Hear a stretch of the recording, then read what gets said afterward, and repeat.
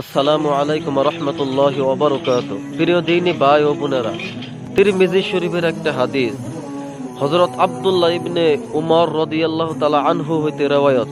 এক ব্যক্তি নবী করিম সাল্লাল্লাহু আলাইহি ওয়াসাল্লামের খেদমতে হাজির হইয়া আরজ করিলেন, ইয়া রাসূলুল্লাহ, আমি অনেক বড় একটা গুনার কাজ করিয়া ফেলিয়াছি।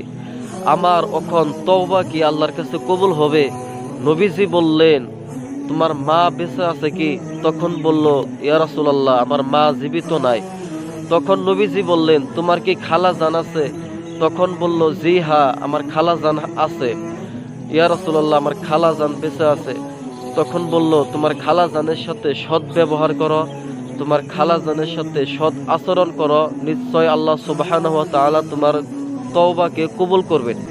সুবহানাল্লাহ। প্রিয় ভাইরা, যাদের মা নাই তারা যদি আপনাদের তওবা কবুল করতে চান, আপনাদের গুনাহ মাফ করতে চান, তাহলে আপনি নিশ্চয় আপনার খালাজানের সাথে আপনার মায়ের মতনই সৎ ব্যবহার করেন, সৎ আচরণ করেন, আপনার মায়ের মতনই ডাকা খোঁজ করেন। নিশ্চয় আল্লাহ তাআলা আপনার এই আমলকে পছন্দ করিয়া আপনার গুনাহ সমূহকে মাফ করতে পারেন। আপনার তওবাও আল্লাহ তাআলা কবুল করে নেবেন ইনশাআল্লাহ তাআলা।